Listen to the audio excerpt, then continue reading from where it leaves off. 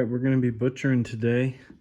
I have just kind of a simple setup here. Out in the shop, just a simple cutting board.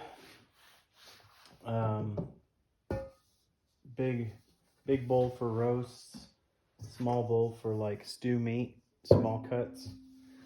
And then I'll also stack some steaks in here if I decide to do steaks. Usually we just do roasts and stew meat. And then I use this old Cabela's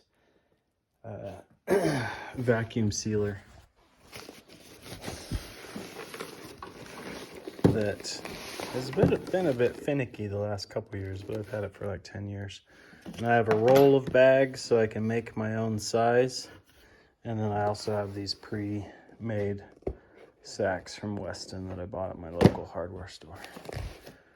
And then I use these two fish fillet knives. These just hold their blade better and I can do a lot of fine cutting with them. So I just like those, and a knife sharpener. And then sometimes I use a scale, sometimes I don't, to get my roasts around 2 pounds. So for our family. So usually I have a meat bucket and I'll put sections of meat there.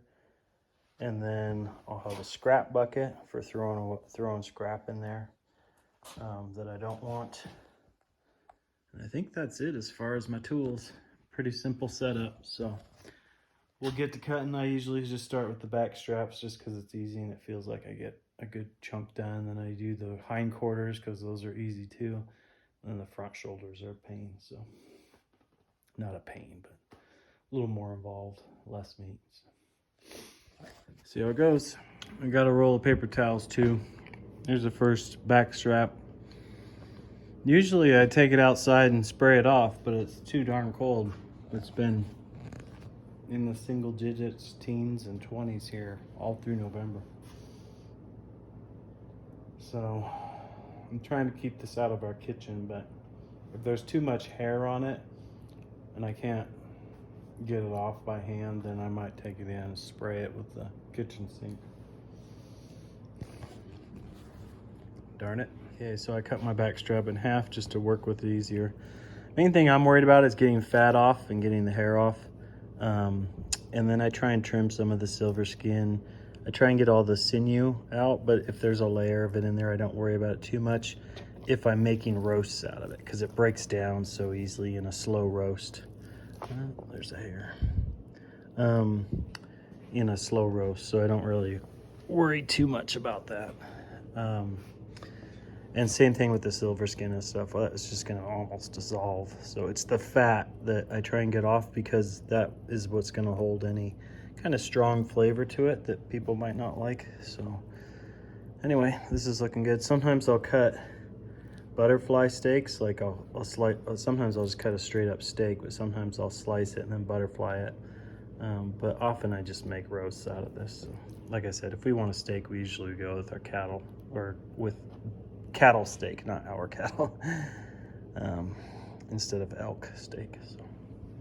So this gave me 3 nice roasts. They're each about 2 pounds. This one's about 1.5, out of half a back strap. And that'll be really good eating. We'll probably get another cow elk or 2, and I'll probably cut a bunch of steaks out of that. So I don't think I'm gonna cut steaks out of this one. And I just weigh them on the scale to get in proximity of 2 pounds. 1.5, 2 pounds is usually all they'll eat. And I drop them in here. After I get a nice pile going, then I'll switch and run the vacuum sealer.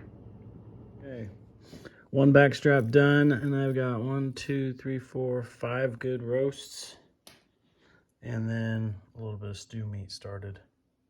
I usually cut these down to like a bite size and then package them to take out. So looking good so far. This would have been quite a few steaks, but we'll do that on the next cow. All right, back straps and tenderloins are done. Got a pretty good batch of stew meat and a bunch of roasts, maybe 10 roasts. And the tenderloins Not sure what I'm gonna do with them. I actually cut them like into sort of steaks. Like I might try that, but I'm not sure. So now I'll start working on the hindquarters. Pretty good scrap bucket going. Fun, fun. All right, I've got a big hindquarter up here. I skinned it all out. We did drag this. I left the skin on and we dragged it skin side down, but it's still got a little bit of debris on the top side, so we'll have to clean that up. These are our biggest chunks of meat here, these two hindquarters. We'll get working on this one.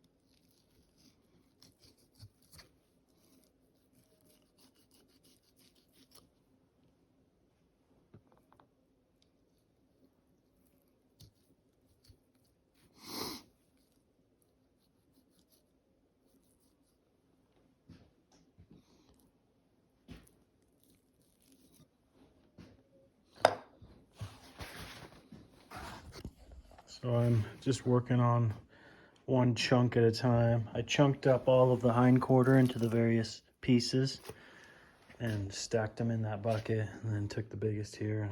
Back straps and one hindquarter are pretty much done. As soon as he finishes that up.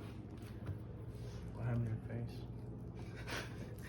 What do you mean? Got scoped when he shot this thing. Looks like we've got 1, 2, 3, 4, 5, 6, 7, 8, 9, 10, about 20 roasts and 4 steaks out of the back straps and the one hindquarter. So we're gonna start vacuum sealing and then start on the next hindquarter.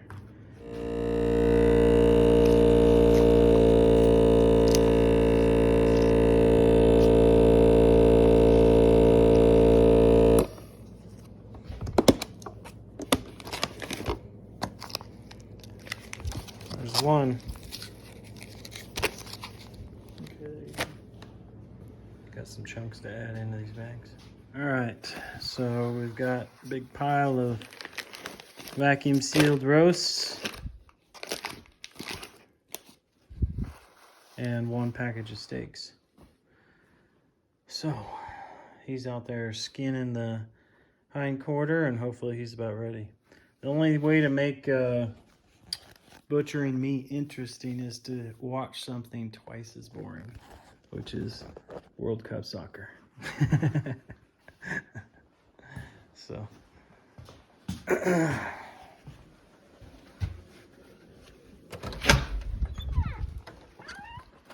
how's it going? Getting it? Yeah. Nice. Getting close.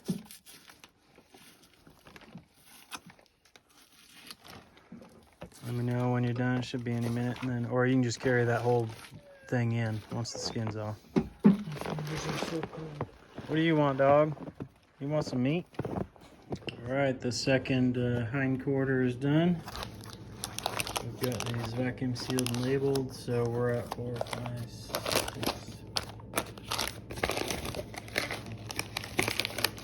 We're at about 35 roasts, 1 package of steaks I made out of the tenderloin, and then we've got a couple packages of cubed up stew meat. Now on to the front shoulders. I'm making the roast fairly big, 2 pounds. So quite a bit of meat. This guy's got a front shoulder cut up pretty good.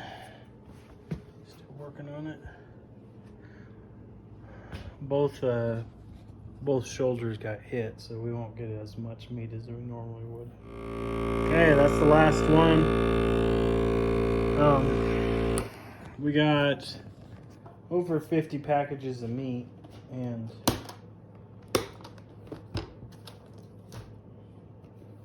so a pretty decent haul from that cow.